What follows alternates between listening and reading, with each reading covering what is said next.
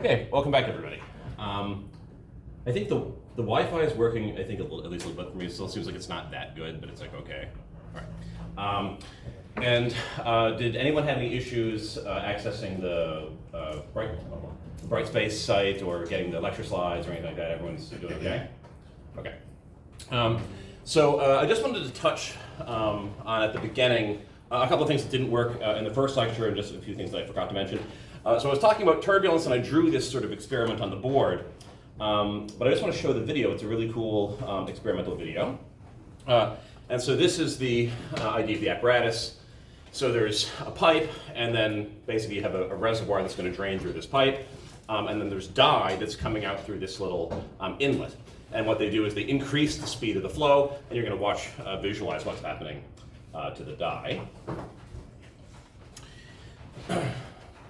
And so what's going to happen is over time the velocity is going to increase. So at the start the dye is just a thin filament just streaming down straight.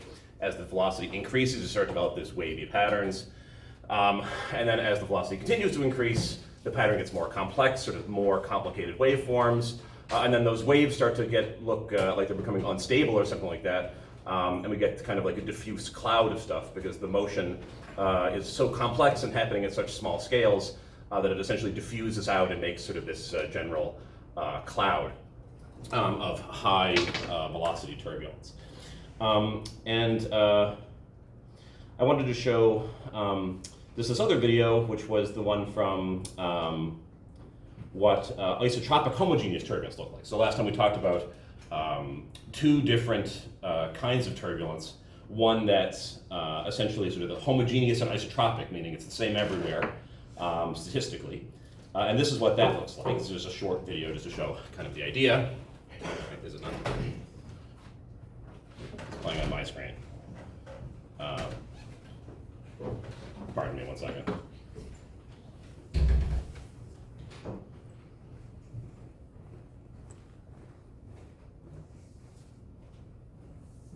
Go. Just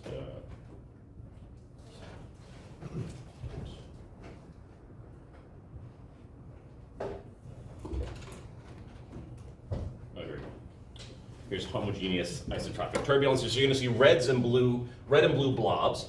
And what that's representing is kind of the local spin of the fluid. And you can sort of see there's blobs of different structures. There's sort of small blue ones, big blue ones. And these are the eddies of different sizes.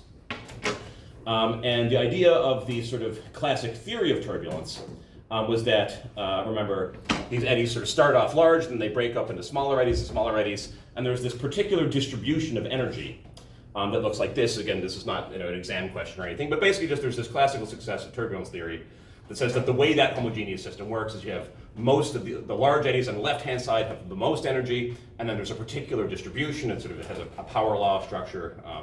You might see that in other areas of physics. And then the small eddies have less energy. And there's a particularly beautiful mathematical solution to that problem, but then we pointed out that in turbulences like this, in the atmosphere of the Earth, it's obviously not homogeneous and isotropic. There's a coherent jet stream going around the planet. And so it's a totally different animal.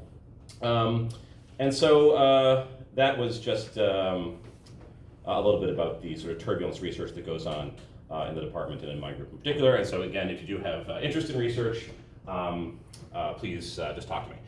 Something else I intended to mention last class but just slipped my mind is about the use of AI. Probably you have a little spiel about this in pretty much every course now. I find ChatGPT to be extremely useful, and the other similar generative AIs are extremely useful. I use it every day for my own research and to essentially as sort of a super Google to learn about topics very quickly. I use it to help my teaching. And I would actually encourage you in learning the material to use, talk to your friends, talk to ChatGPT, whatever you want. Use any resources you like to try to understand the material. And I think it's very, very useful. But as a sort of academic standards and integrity issue, any work that you submit has to be done by you. So you can use it to help you learn the material, even help solve the problems. You have to write up your own solutions, understand them, and then submit something that is your own work. If you're ever also, if you're ever you're ever stuck or you're in a pinch and you need extra time on an assignment or something, if you do use ChatGPT to just sort of copy it and submit it, it's not going to help you on the exam. So I would much rather you just ask for an extension or something like that, rather than just do it with AI, which I do know is very easy, and we can all do that if we want. But again, on the exam that won't help. So just ask for extension or ask for help or whatever, and I'm usually happy to do that in almost all cases. Okay, so that's it from the reminder from lecture 1. And now on to lecture 2.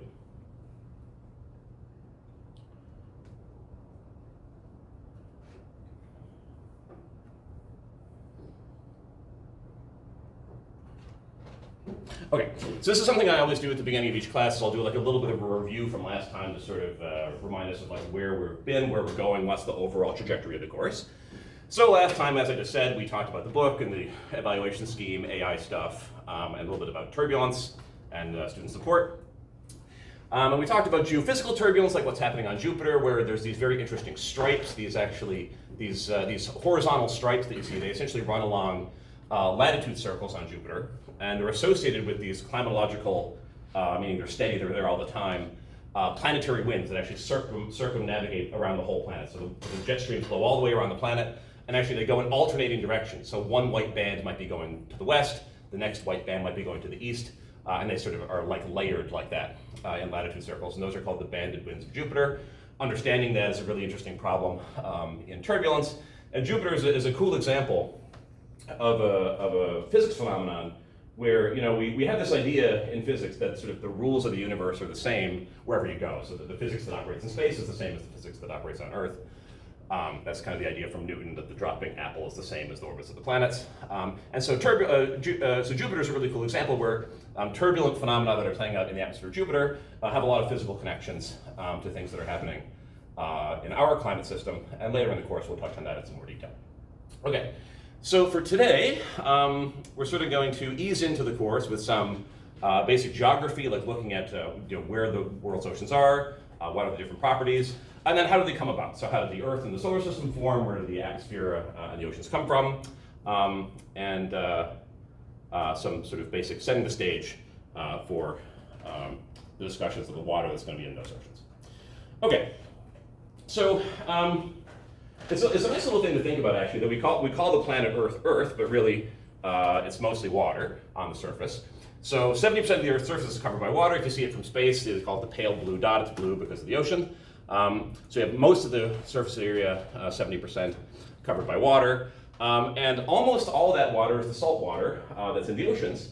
And if you look at all the water on Earth's surface, so you add up, say, what's in the oceans, what's in ice sheets, what's in lakes and rivers, groundwater, etc. The oceans are 97%, just about. So almost all the water is in the oceans. There's actually also a lot of water, they keep making new discoveries about this.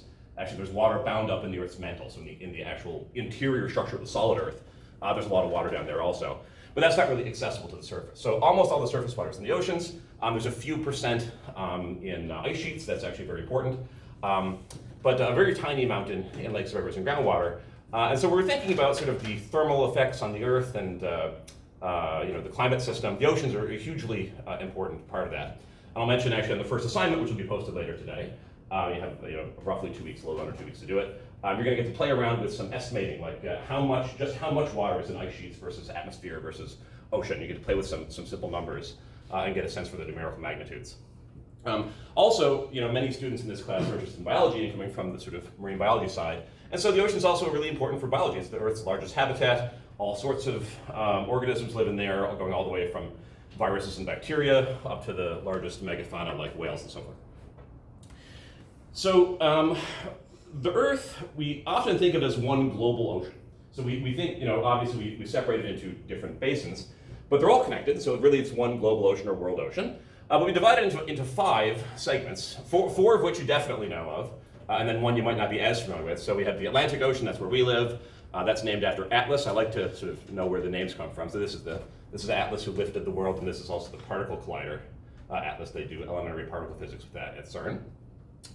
The Pacific Ocean, as the name comes from peace, because I think when it was first discovered, I guess by sort of Europeans, They found it to be gentle, like easy-going winds and things like that, so they named after a piece. The Indian Ocean's near the Indian subcontinent, the Arctic Ocean, and then the Southern Ocean. The Southern Ocean might be a little bit less familiar because it's kind of the bottom part of a bunch of other ocean basins. So here we have the Atlantic. We usually separate that into North Atlantic and South Atlantic, North Pacific, South Pacific, and then the Indian Ocean is over here. And then the Southern Ocean is kind of the connected bits of the bottom of basically the Pacific, the Atlantic, and the Indian. And this is a very important part of the climate system because it connects all the ocean basins.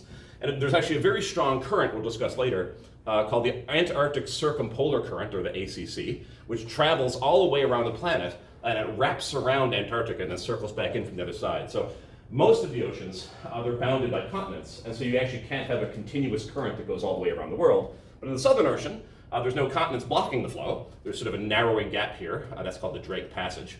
Very, very severe weather happens there, very, very large waves. But the Southern Ocean is really, really interesting dynamics. It's super important for the climate system, heat transport, climate change, etc. And we'll touch on those topics later. But just in a broad picture, we have Pacific Ocean is really large. You know, this is the Earth's sort of largest feature. Actually, I like to do this experiment. If you go on Google Earth, you can turn the Earth around and look at it from different angles. And if you turn it the right way, all you can see is the Pacific. So it's almost like sort of this planetary scale. The Arctic Ocean's up top. This is sort of, we forget about it sometimes. This is where a lot of the sea ice is. That's very important for climate. That's really small and shallow.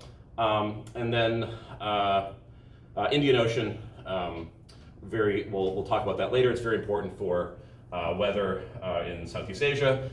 You might have heard of the monsoon season. The monsoon is called the rainy season. We'll talk about that in detail a bit later in the course. And that's fundamentally tied to the dynamics of the Indian Ocean. So we can compare the stats a little bit. Just looking at the sizes of the different oceans on the left-hand side. See, the Pacific is most of the area, so about half the total area of the world oceans in the Pacific. The Atlantic and the Indian are about the same size, about a quarter, and the Arctic is a little tiny slice. The Arctic is also small in terms of the depth. On the right-hand side here, this is a bar chart showing the depths of the different oceans, and they're all generally around the same number. So the Pacific is 39, 40 meters on average. Atlantic a little bit shallower on average, but about the same. And so in this course, we're going to be largely dealing with sort of conceptual topics and not talking too much about the detailed bathymetry, exactly how deep it is at different points. Obviously the depth varies from point to point, but an important number that's good to keep in mind is 4,000 meters or 4 kilometers, and that's sort of the average depth of most of the ocean. Most of the open ocean away from the continents, away from the continental shelves and things like that, it's about 4 kilometers deep, and that number will come up time and time again as we discuss waves, ocean circulation, etc. So to put the depth of the ocean into context, it's interesting to compare the depths of the ocean and the depths of the deepest features in the ocean, like the Marianas Trench, to features on land. And this chart is just showing that. So we all know that the tallest mountain on Earth is Everest, and that's 8,850 meters high. But that's actually not as tall as the Marianas Trench is deep. So the deepest trench is about 11,000 or 11 kilometers deep. And we'll discuss actually, I think next time, how these trenches sort of form and what the significance of those is, and how that connects to the continents and the formation of the oceans. So just a little bit of geography. A term that will come up, and I'm sure we've all seen it many times, is seas. So what's a sea versus what is an ocean? Well, we have the 5 ocean basins that we talk about, and those are the oceans. But seas are sort of a little bit looser, and what exactly is a sea is more of a question of sort of historical terminology and regional geography, some governmental influence. And so it's not really a well-defined thing, but generally speaking, they're sort of a sub-part of an ocean, so it's smaller, sometimes shallower. They are saltwater, so it's not like a lake. A sea is part of the ocean. And usually there's some sort of geographic feature that identifies them. So the Sargasso Sea is an important one for the North Atlantic. So it's basically just defined as this sort of region of the western North Atlantic. And the name Sargasso, it comes from a certain kind of algae, I believe, sargassum, that was found there. And so this is, we sort of think of this indentation in the coast here over to the right, to the northeast of the Gulf of Mexico. That's where the Sargasso Sea is. And then there's tons of other seas. So if you look around any kind of ocean geography book, you'll see, especially so up by Greenland, there's tons of little seas. So you have the Iceland Sea, that's sort of defined by being between Iceland and Greenland here. Various Nordic seas like this Greenland basin and the Greenland Sea. Sometimes the sea is defined by if there's a region of the bottom that's a little bit shallower, for example, that might be called the regional sea. But anyway, you don't have to memorize any of this, but just to have a general idea, when people talk about seas, it's just a little bit of the ocean, usually defined by some kind of geographical identifier, or something bathymetric, meaning something to do with the way the bottom of the ocean looks. Okay, so that's just a little bit of ocean geography. And now we're going to talk about the formation. So how was the oceans formed? And to start with that, we start with how were the solar system and where the Earth itself was formed. So the main hypothesis for the formation of the Earth is called the nebular hypothesis. So a nebula is basically a very, very large cloud of gas that exists in space, and some of them look really, really fantastic. So these are some astronomical photographs. This is the Crab Nebula up top and the Carina Nebula on the bottom. So if you take maybe the astrophysics courses, you can learn about that. But these things are huge, so about 5 light years across. So if you emit a light ray, light from a star on one side takes 5 years to get to the other side. So they're very, very large. Mainly the low atomic number gases like hydrogen and helium. And there's a lot of interesting dynamics to these. I was actually learning, I used ChatGPT to learn about this before I made these lectures. And I always thought that nebulas were collapsing, but actually meaning they're sort of getting smaller over time because things self-gravitate, so it sort of pulls itself in. That's one possibility. They can be sort of contracting, or they can be expanding because nebulas actually form from supernovas, which sort of release all the sort of gas that's trapped in a star, and then they can be expanding. So this is sort of the starting point, is we had some sort of nebula. And then this nebula, in the case of the one that forms our solar system, is of the contracting type.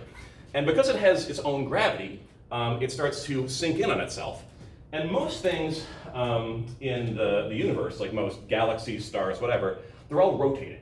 So if you look at the sun, we can't see it, but it's actually sort of spinning on its own axis, just like the Earth spins on its own axis. And the reason for that is basically, there's no reason why it wouldn't be spinning, because in general, like, why would the spin be exactly 0? And if it is spinning, it'll just keep spinning forever. So conservation of angular momentum, right? If it had some spin originally, it'll continue to spin. And so as something, oh, thank you.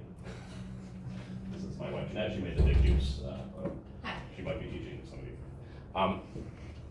I did not ask her to bring me that spin, but it's very nice. So as this nebula contracts, because it's spinning, it sort of flattens out into a disk. And the way that I think of this as an analogy, you've ever seen somebody toss a pizza dough, they toss it and it's rotating, and it sort of flattens out into a disk. And the same thing is true, happens at the end of the Earth itself, actually. I don't think there are no markers at all. Okay, well, I'll bring my own markers next time. But anyway, so the Earth has this thing called the equatorial bulge. So essentially the Earth is not a perfect sphere. It's actually slightly wider at the equator and less wide. It's sort of like North Pole to South Pole radius is not as wide as its equatorial radius. And that's because it's spinning and it's sort of flattened out a little bit like a pizza. And so the same thing happens to the nebula. And so because it's spinning and gravitationally collapsing, it forms this disk. And that's called the protoplanetary disk. And the idea is that the sun and stars in general form out of these disks because the sort of material gets more and more gravitationally concentrated in the center, and then that's where the sun forms. And then this disk becomes sort of thinned out and gets the local concentrations. Like essentially what happens is you have a little bit of gas gets a little bit more locally more dense, and then because that's more dense, it attracts more stuff under gravity. And so you start to form little pockets of high density, and those things form the protoplanets. And so we sort of slowly go from the nebula to the protoplanetary disk to something that looks like this, where there are little concentrations around that are going to end up being the planets. And then today, we have the solar system as we know it with all the various planets. So here's the whole diagram from top to bottom. So nebula, disk, protoplanets, and then today's solar system. So I think a question that I find really interesting is, if this is the sort of main hypothesis for the solar system formation, there's sort of a few hanging questions that you might ask. Namely, like if there was all this gas, like sort of what happened to the nebula? Did it all go into the stars? Did it all go into the planets? Or sort of what happened? And why don't we see any remnants of the nebula today? So this is sort of an interesting question. So why don't we see residual nebular gas in our solar system today? We can see the planets clearly. There's not a big nebula of gas in between. And the reason is there's actually a physical mechanism that gets rid of the extra gas once you've formed the solar system. That's called the solar wind. So the sun is this extremely powerful object that is emitting all kinds of radiation and actually also emitting particles. And that radiation and those particles sort of exert a pressure that pushes away all the extra gas. And you can actually see this happen. This is a really cool video. I don't think it's going to play this. I anticipated this, though, so I have it open in another window. You can actually see the solar wind. I saw this video after I'd already taught the course a couple of times. And I saw it in the newspaper, in the New York Times. Anyway, so what's going to happen here is there's going to be a comet. So over here, this like white spot here, that's the sun. You're going to see that sort of oscillating and doing interesting things. And all these particles and energy are coming out of this, going this way. And there's going to be a comet that comes down to the top, and you'll see what happens to the comet's tail. So here comes the comet. As it comes down, you see the solar wind is actually blowing the tail of the comet away from the sun. I find this amazing. And so this is what happened to nebular gas. Basically, we had this strong energy source that's putting this outward pressure on everything, and just blows away all of the remainder of the solar nebula.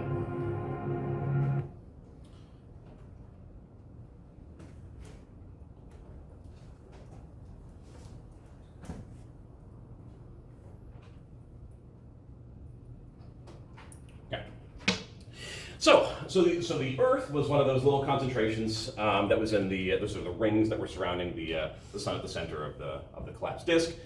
And so the proto-Earth was sort of the initial state that the Earth formed in, which was a bit bigger than the Earth was today, that the Earth is today. And so very hot because it was forming out of that primordial material, and by gravitational accretion makes things hot, and collisions make things hot, bombarded by meteorites. And a very interesting aspect of early Earth history that you can actually sort of study.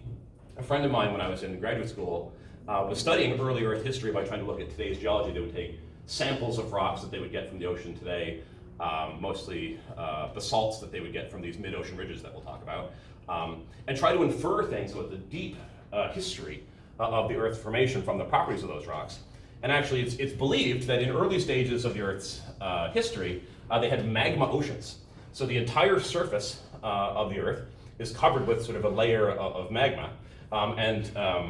Properties of this ocean are actually encoded into rocks that we can measure today, and it's actually hypothesized that there may have even been multiple phases of magma oceans. And all this heat, again, is coming from collisional heating. So when a meteorite strikes the Earth, that releases a lot of heat. When things gravitationally collapse, then that generates heat as well. But so during this whole process, the proto-Earth is cooling. And as it cools, you start to get differentiation, so meaning density differentiation. So different types of rocks go to different vertical layers in the ocean, or different radially separated layers. Whereas the initial configuration of the Earth, because it was so hot, is sort of homogeneous and well mixed. So it's sort of the same everywhere. As it starts to cool down, essentially the denser elements, which are mostly the metallic elements, they sort of sink to the middle. And we develop a heavy inner core. And so this is what the Earth's internal structure looks like as a result of that density stratification. So there are different ways actually to look at the composition of the Earth. You can look at it in terms of sort of physical structure. You can look at it in terms of chemical structure. But I'm just going to look at it here mostly in terms of what kinds of rocks are there and how thick the layers are. So we live on the crust. So up the top here, the very outer layer is where the oceans are, and then we have crust. And there's actually two kinds of crust. The crust that makes up the sea floor is called oceanic crust. That is made of a different type of rock than continental crust. And the oceanic crust is denser. So we have sort of dense crust on the sea floor, and then lighter, fluffier crust that makes up the continents. And you can sort of think of it like the continental crust sort of floats on top of the oceanic crust. or also on top of the mantle underneath. And the crust is very, very thin. So people like to say, if the Earth was an apple, the crust would be as thick as the skin of the apple. That's kind of a good way to think about it. But that's all we know, really. That's where we live. And no one has ever drilled through the crust. Like, it's too thick, you can't drill through it. So we have all this, but I'll mention it in a moment. We still have information about the interior structure. And so underneath the crust we have the mantle. The mantle is this very thick layer, so it goes down to about 2,900 kilometers. The crust is a few kilometers thick. And the mantle is mostly silicate minerals with a few other elements mixed in. And then underneath that real thick mantle, you have the core, and the core is where the metals end up. So those are the most dense materials, and it's not shown in this picture, but the core is actually separated into two pieces. There's the outer core, which is actually liquid, and is really important for the Earth's magnetic field. And then there's the inner core, which is solid. And then that goes from 2,900 kilometers radius down to the interior of the center of the Earth at 6,371. So this is a number we're going to use quite often, but I'll always give it to you, that the total radius of the Earth is on average 6,300 kilometers. So I'll ask you a question. So does anyone know, so I mentioned we've never drilled through the crust. It's not possible, at least with anything like today's technology. But so how do we know all this other stuff? How do we know the interior structure of the Earth? Does anyone have an idea? Seismology. Sorry, who said that? Okay. So that's exactly right. So how just in very general terms, like how does that work? Like what does that mean? How do you use seismology? Kind of like send shock waves through the Earth, and then like things will bounce off structures and come back. Exactly. That's exactly right. So it can either be done with sort of active seismology, meaning you create some kind of blast and send waves out, or earthquakes is a big way. And it turns out that when you have seismic waves, which are sort of something like sound waves propagating through the rocks, the speed of those waves depends on what they're propagating through. So by making surface observations of seismic activity, we can do this thing called an inverse problem. Basically, based on what we detect about the waves, we can figure out what was the medium they must have propagated through. And that's how we get essentially all of our observational knowledge of the interior structure of the Earth. Okay, so moving on to the atmosphere and the oceans. So as this whole process was happening, so the Earth is cooling, density stratification is happening, we're developing these layers. Gases that were initially in this homogeneous proto-Earth are starting to outgas. So they're getting released basically through volcanic activity. So you can picture this. Here's our surface. We have sort of the surface is cooled. We got this crust layer. There's a volcano, and this volcano is emitting all of those gases that were trapped in the Earth when it formed.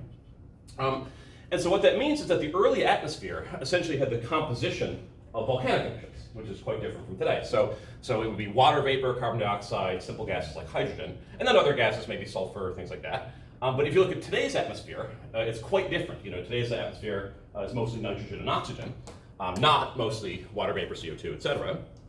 And the reason for that is actually biological rather than physical. So the chemical composition of the atmosphere has been strongly modified by plant life, biology, photosynthesis over time to give us the atmosphere that we observe today. The early atmosphere was not hospitable at all. Forming the oceans is just a small step from the formation of the atmosphere. Because once you're outgassing huge amounts of water vapor into the atmosphere through volcanic activity, at a certain point, the atmosphere becomes saturated with water vapor, and then this outgassed water falls as rain, and then that fills up sort of the low-lying regions where there's oceanic crust, and that forms the oceans. I will mention, so the main idea is you're outgassing water vapor, eventually that just rains out, and then that forms the primordial oceans. I'll just mention that there have been other hypotheses over time that have been put forward for how the ocean formed, and another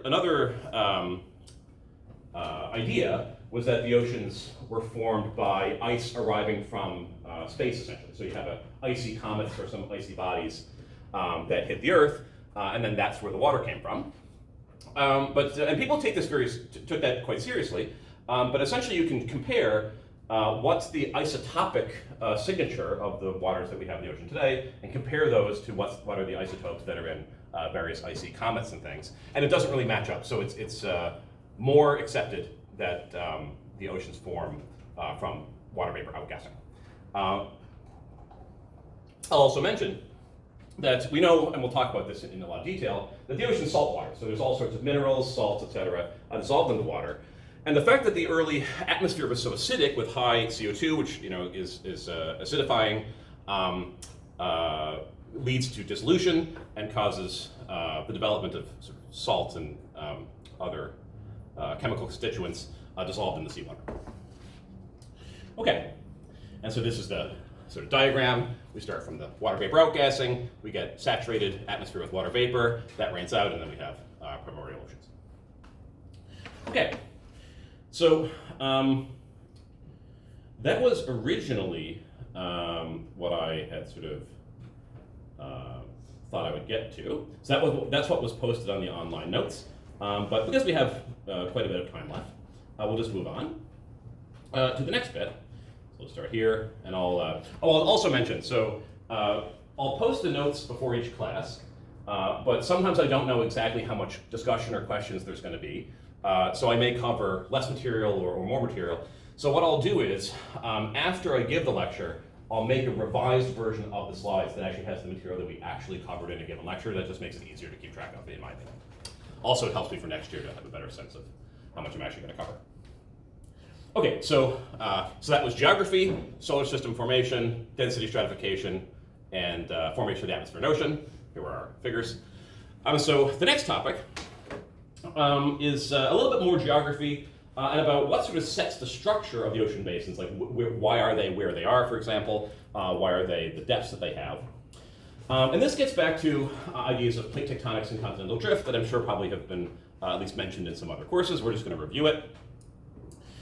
So I really like this quote. One of the first people to come up with the idea that the continents weren't always in the place that they are now was this guy, Alfred Wegener. And he put forward this idea in 1912, thereabouts, wrote a book on it, with this nice title, The Origins of the Continents and Oceans. Back in the day, you got to write stuff like that. Like now, all that easy stuff is done, and we have to write papers with really complicated titles, but back then you could do this, that was great. So to make this observation, basically, if you look at, it's really, really simple. If you look at this, diagram of where the continents are today, it sort of looks like South America kind of fits into Africa. That's sort of the basis of the idea. And so he put this very elegantly. He said, I love this quote, "It's just as if we were to refit the torn pieces of a newspaper by matching their edges, and then check whether the lines of print run smoothly across. If they do, there's nothing left but to conclude that the pieces were in fact joined in this way." So you have shreds of a newspaper. If you can read the lines across and you put it back together, it tells you, well, that's how it was to begin with before it got ripped up. And so that's the same idea with the continents. So we have, it kind of looks like this runs smoothly across and South America should just go in here. But that's sort of a very surface level, just one idea. But we kind of have to want to check now, is this idea true?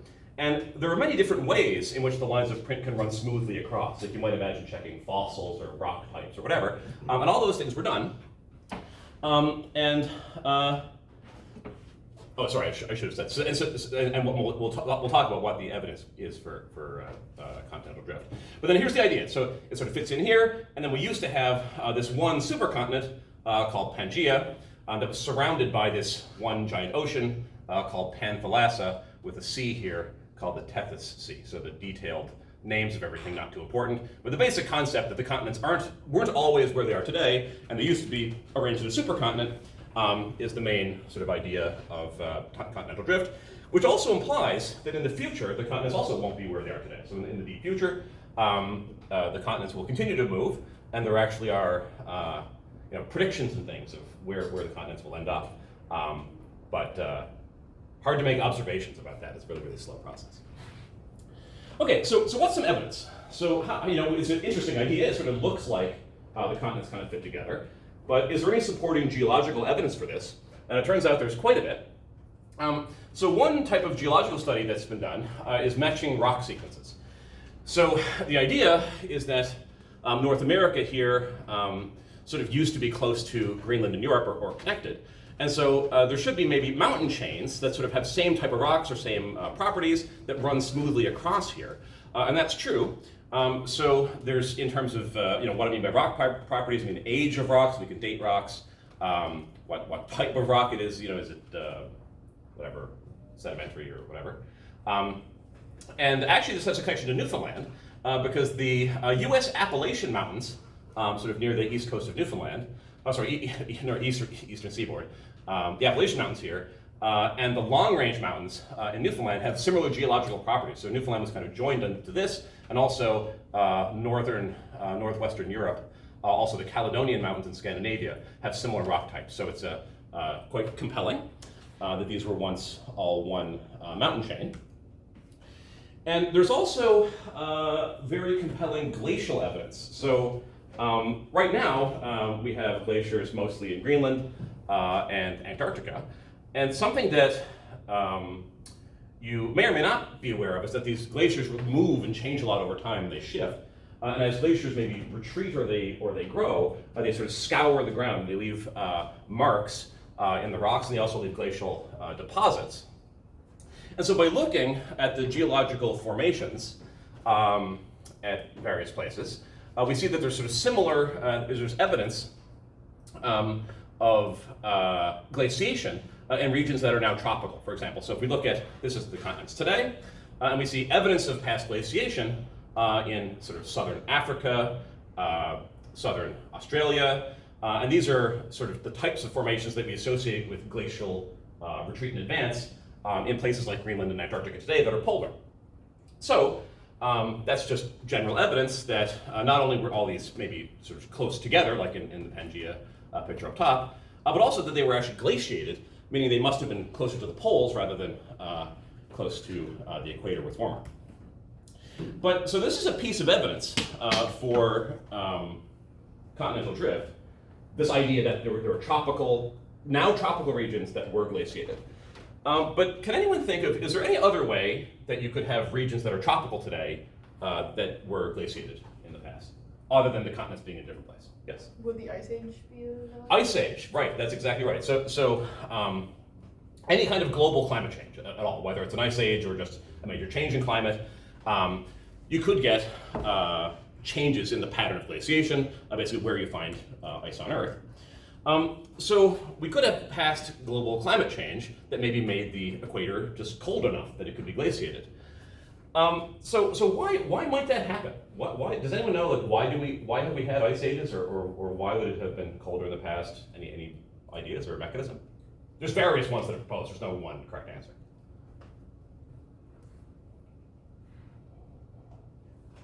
Does the ozone layer have something to do with it? So definitely the greenhouse effect can play a big role, and the ozone's an important part of that system. But I don't think it's believed that ozone specifically is a primary driver, although it is involved. So when you do modeling of these kinds of things, you do have to track the atmospheric composition. And they make, for example, models of climates of the past and try to understand things like maybe why were there ice ages. And all those things are tracked. But that's not considered a primary driver, but it's a good idea. Any other ideas? Volcanic eruptions? Volcanic eruptions. So what would the impact of a volcanic eruption be? Spewing a lot of greenhouse gases into the atmosphere. Greenhouse gases, yep. So changing the atmospheric composition. Has anyone ever heard of the Mount Pinatubo eruption? This is a very, very significant volcanic eruption. I can't remember, it was in the 80s or 90s. But it actually is a really, really interesting example of how volcanic eruptions can actually disrupt the climate. And what happened with Pinatubo is that it produced a lot of sort of reflective particles in the atmosphere that blocked the sunlight. And if you look at records of global temperature, you can actually see in the few weeks after the eruption happened that the climate just got a little bit colder because we were blocking some of the sunlight, just from this one really, really massive eruption. So it can change the chemical composition long term, or it can create like a cloudy layer that blocks the sun, and both things can happen. And I guess what I think about in terms of what causes climate variations is one main thing is actually variations in how much solar radiation we get. So the sun is what keeps the planet warm. And actually the energy input that the sun, that arrives at the Earth's surface from the sun is actually not constant in time. And so, locally, obviously, at a particular point on the Earth, it changes day to night, it changes seasonally. But even over longer time scales, the amount of energy we get, called at the top of the atmosphere, meaning it go up above the greenhouse gases and things, imagine how much energy is coming in at the top, it actually changes over time for different mechanisms. So one thing that I find really interesting are these things called sunspots. So this is some kind of telescope image of the sun. I don't know exactly how it's done, but you can see sort of hot and cold regions that are anomalously hot and cold. So there's sort of an average temperature to the surface of the sun, and then there are these dark, cold regions, relatively cold, they're still extremely hot, that happen at the sort of bubble to the surface of the sun. And those things are called sunspots. Sort of in a weird way, actually, even though they're cold, they emit more radiation ends up being emitted during high sunspot activity because it's overcompensated by other hot regions. But something that's really amazing about the sun, in my opinion, is that if we track over time, people have been observing these sunspots. We've been looking at the sun with telescopes ever since we invented that technology. And so people count sunspots and ask how much of the sun is covered by these things year over year. And actually it has this amazing about 10 or 11 year cycle. So what this graph is showing is this is over time going back to 1600, year 1600 up to today. And then the blue curve is showing the amount of sunspots that are observed on the surface of the sun. And there's this very clear spike. Every 10 years, there's a spike followed by a depression in sunspots. And this is actually thought to be a turbulence phenomenon. So we talked about turbulence in the first lecture. And it's a little bit complex, the dynamics, but essentially because of the internal turbulence of the sun, it creates this very coherent oscillation where you have a 10-year cycle. And that 10-year cycle then gets imprinted on the amount of radiation that we actually receive. And so you can actually see, if you do a sort of a sensitive climate analysis, we're not talking about going up and down by 5 degrees, but we have small changes in the Earth's climate system on this time scale because of the sunspot cycles. So that's one way that the top of the atmosphere radiation can be affected. The sun also changes as it evolves. So stars have this life cycle that they go through, and as they sort of evolve, their amount of emitted radiation changes. But the really big thing, probably the most important factor that people mainly think of when they want to talk about drivers of global climate change, natural drivers, not carbon dioxide, are changes in the Earth's orbit. So the Earth's orbit also varies over time in this interesting way. So the Earth's orbit is not exactly a circle. So we sort of think of it as approximately a circle, but actually it's an ellipse.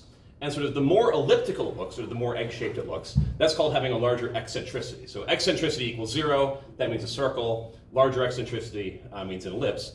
And then there are two other features. There's the obliquity. So the Earth has a spin axis, and so it's rotating around its spin axis, but the spin axis is tilted, and that tilt varies over time. The eccentricity, the sort of amount of ellipticalness, that varies over time.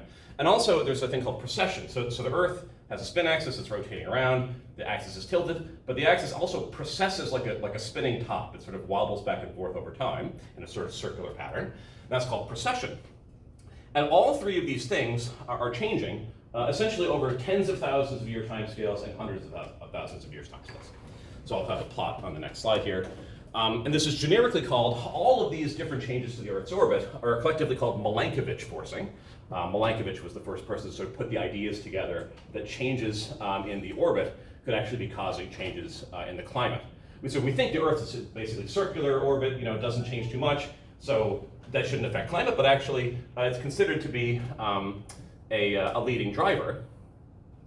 And I'll just point out a few sort of synchronous things that are happening. So again, this is now a time series. And so today is on the right-hand side of the plot, and this goes back to 400,000 years before present.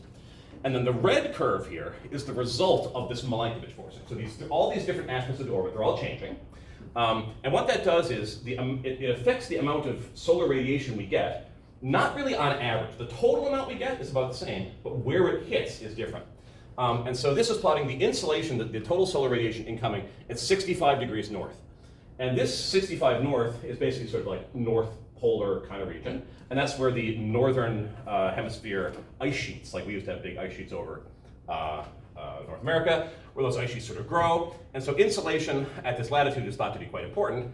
And so this is plotting the variations over time on the right-hand side. So the scale here is watts per meter squared. We'll talk about that. But basically, insolation is going up and down on this periods of about 10,000 years.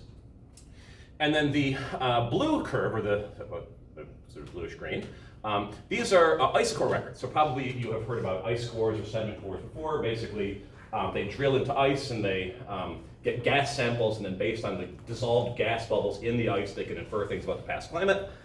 And this is essentially showing changes in temperature, where you have the green line. So we have high temperatures here, low temperatures here, and it has this very interesting structure, almost a sawtooth structure. So high temperature, then low temperature, high temperature again, low temperature.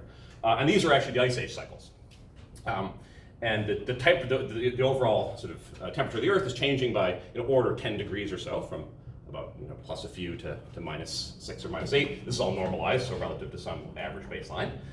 And what you can see is there's some degree, there's not complete synchrony, but there's some degree of synchrony in the records where we have strong forcing at 65 north here, a nice peak in the Milankovitch, and then we have a warm period, and then the next time we go into an ice age, and the next time we have a big spike in Milankovitch, we also get out of that ice age. And so there are a few places where the Milankovitch record seems to synchronize with the ice core record. And on the basis of this and sort of more sophisticated statistical analyses like these, people have come to believe that these changes in orbital parameters are a really important driver of the large-scale climate change on Earth.